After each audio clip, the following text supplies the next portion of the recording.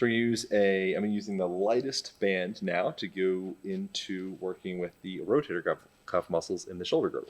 So we're going to start off. I'm going to add a little tension into the band. I'm at about the elbow, between elbow and shoulder width height right now with the height of the band. I'm going to bring that elbow tight against the body here, and I'm going to slowly start to drive that hand inward. And then I'm going to come into this externally rotated position, open, open, open. I can twist myself a little bit, open up through here, and then really using your breath as a tool to create some strength in that medial rotation. So opening up, and then as I'm going through this motion, I'm keeping length through the spine, keeping ribs tucked down towards the hips,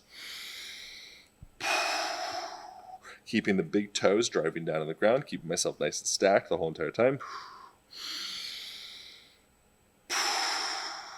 We're going to do about 12 reps in total of this position. So important, invaluable to stabilize and strengthen these tiny stabilizer muscles in the shoulder girdle. Oftentimes, if we're doing big bodybuilding workouts, we're spending a lot of time just working on those big extrinsic movers. And it's incredibly important if you want strength, longevity, and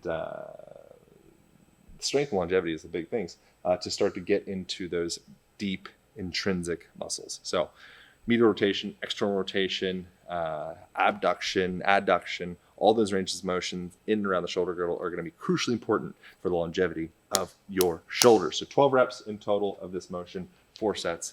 That's it.